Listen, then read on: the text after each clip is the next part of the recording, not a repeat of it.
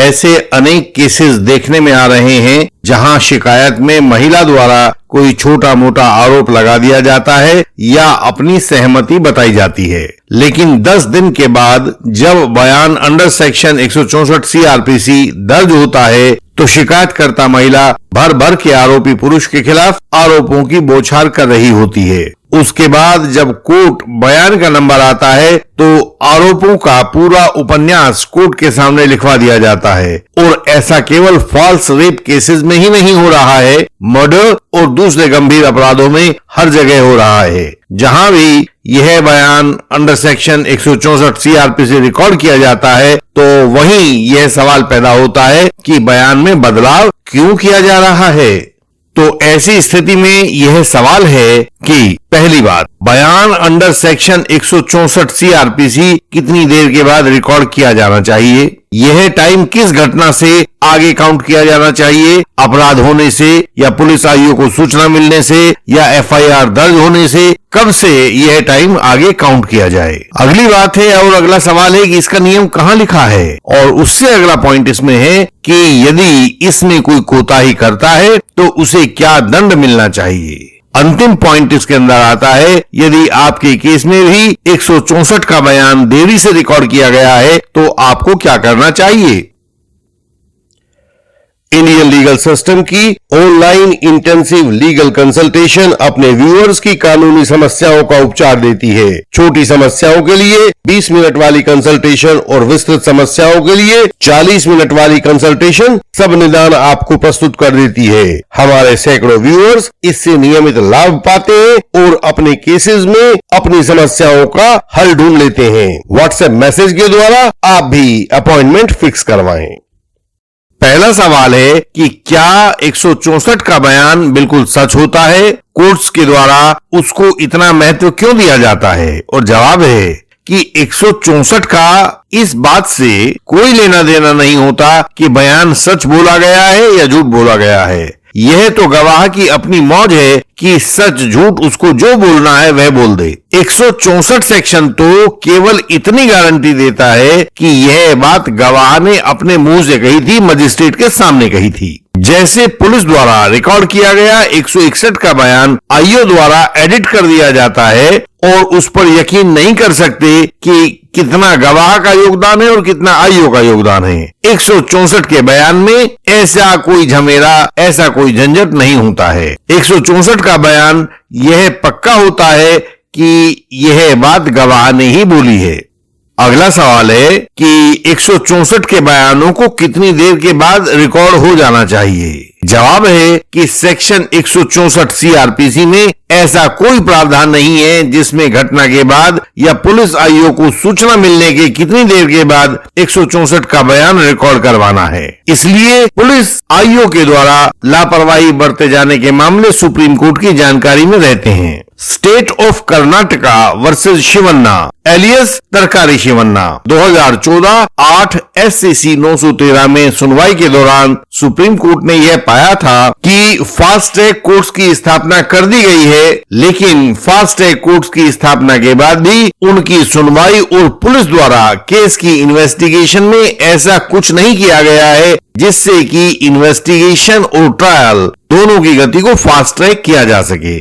कानून वही है, इन्वेस्टिगेशन का कानून वही है और ट्रायल का कानून वही है, तो केस तो उसी मंथर गति से धीमे धीमे ही चलेंगे जैसे वे पहले चलते थे। तो फास्ट ट्रैक कोर्ट तो केवल एकमात्र नाम हो गया। इसलिए इस केस में, कौन से केस में? State of Karnataka versus Shivanna alias Tarkari Shivanna में सुप्रीम कोर्ट ने कुछ दिशा निर्देश जारी किए थे जिससे ऐसा फास्ट ट्रैक स्थापित किया जा सकता हो। रोचक बात यह है कि इस केस तरकारी शिवन्ना में यू ललित साहब ने एक एडवोकेट के रूप में कोर्ट को सहायता प्रदान की थी। यही यू ललित साहब बाद में सुप्रीम कोर्ट में जस्टिस यू ललित बने, जो चीफ जस्टिस ऑफ इंडिया के पद पर भी रहे। इस तरकारी शिवन्ना वाले केस में सुप्रीम कोर्ट ने कहा, संविधान के आर्टिकल 142 के तहत अपनी शक्तियों का प्रयोग करते हुए हम देश के हर पुलिस स्टेशन के लिए यह आज्ञा देते हैं कि पहली बात, जैसे ही पुलिस को रेप होने के अपराध की सूचना मिलती है तो उस थाने के इंचार्ज को तत्काल पीड़िता को संबंधित मजिस्ट्रेट के पास 164 के बयान के लिए ले जाना होगा। बयान की एक कॉपी आईओ को दी जाएगी जो चार्जशीट के फाइल किए जाने तक गोपनीय रहेगी। दूसरी बात सुप्रीम कोर्ट ने कही, उसके लिए आईओ उस पीड़िता को यदि संभव हो तो महिला मजिस्ट्रेट के पास ले जाए। तीसरी बात जो सुप्रीम कोर्ट ने कही, आईओ इस बात को खास तौर से लिखेगा कि उसे कब इस अपराध की सूचना मिली थी और कब उसने पीड़िता को उपरोक्त महिला मजिस्ट्रेट के सामने पेश किया था। और चौथी जो इसमें सबसे महत्वपूर्ण बात है, सुप्रीम कोर्ट ने कहा यदि पीड़िता को उक्त महिला मजिस्ट्रेट के सामने ले जाने में आईओ को 24 से अधिक घंटों का समय लगता है तो उसे उस देरी का कारण अपनी केस डायरी में लिखित रूप से रिकॉर्ड करना होगा और वह इस लिखित कारण की एक कॉपी संबंधित मजिस्ट्रेट को भी सौंप देगा। इसके बाद एक अन्य निर्देश सेक्शन 164A CRPC के तहत पीड़िता के मेडिकल एग्जामिनेशन के लिए दिया गया था, तो उसको हम यहाँ 5वें बिंदु को नहीं लिख रहे हैं। इन निर्देशों से साफ है कि 164 का बयान तत्काल रिकॉर्ड किया जाना चाहिए, 24 घंटे से ज्यादा उसको नहीं होना चाहिए और यदि 24 घंटे से ज्यादा की देरी हो जाती है तो पुलिस आईओ को इसका कारण अपनी केस डायरी में लिखना होगा कि क्यों इसमें 24 घंटे से अधिक देरी हुई और इस केस डायरी की एक कॉपी संबंधित मजिस्ट्रेट को भी देनी होगी। सवाल है, यह कानून लगभग 1 दशक पहले दिया था, ये जो शिवन्ना वाला केस था यह लगभग 1 दशक पहले 2014 में डिसाइड हुआ था, तो क्या अब भी यह कानून लागू है? और जवाब है हाँ, अभी भी लागू है। Miss A versus state of Uttar Pradesh criminal appeal number 659 of 2020 को सुप्रीम कोर्ट में justice U Lalit, justice Vineet Saran, justice S Ravindra Bhatt की बेंच ने 8 अक्टूबर 2022 को डिसाइड किया था। उसमें भी तरकारी शिवन्ना वाले केस में 164 के बयान के लिए जो निर्देश दिए गए थे उनको पूरी तरह से सही ठहराया गया है। इससे यह बात साबित होती है कि 164 के बयान तत्काल होने चाहिए और यदि एक दिन की देरी भी हो जाती है तो आईओ को उस देरी का लिखित कारण अपनी केस डायरी में लिखकर देना होगा और कोर्ट को भी बताना होगा। अगला सवाल है कि यदि कोई आईओ इन निर्देशों को ना माने तो क्या होगा? जवाब है कि इसे एक उदाहरण से समझते हैं। Eega Soumya versus M Mahendra Reddy SLP criminal number 5073 of 2011 में एक कंटेम्प्ट पिटीशन नंबर 555 ऑफ 2022 को दाखिल किया गया।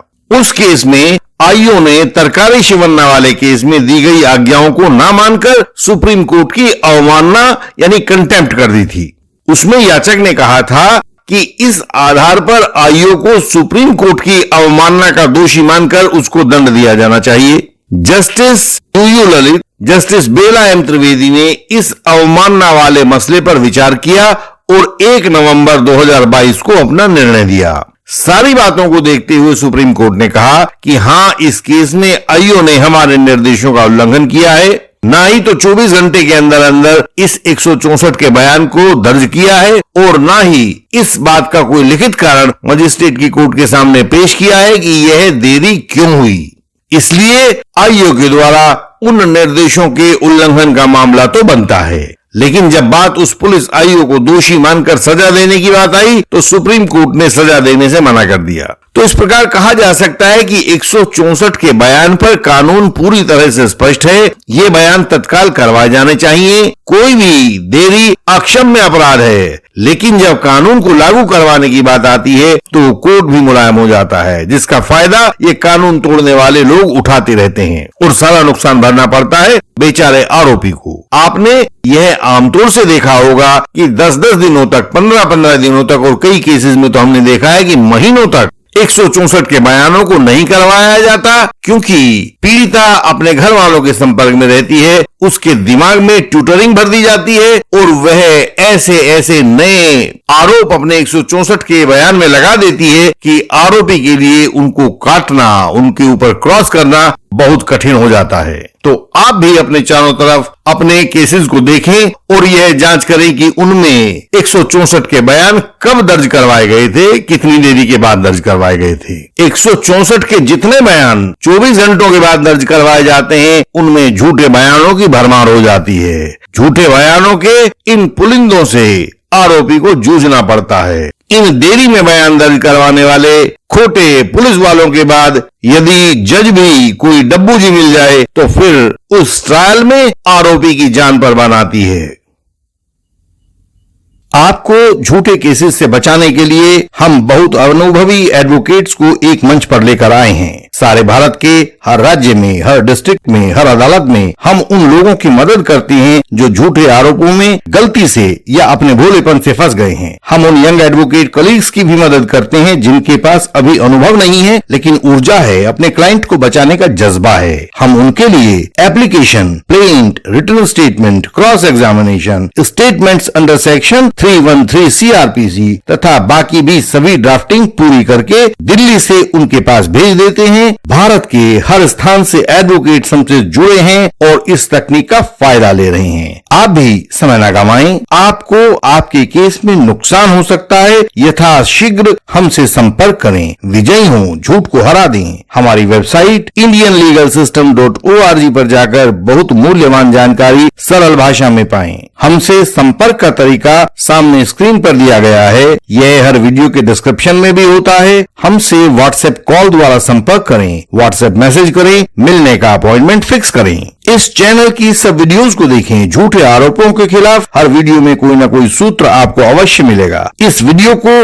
लाइक करें, शेयर करें और चैनल को सब्सक्राइब करें। बेल आइकन को प्रेस करें ताकि महत्वपूर्ण वीडियोस मिस ना हो जाएं। आपसे अगली वीडियोस में फिर मिलेंगे, तब तक के लिए प्रणाम।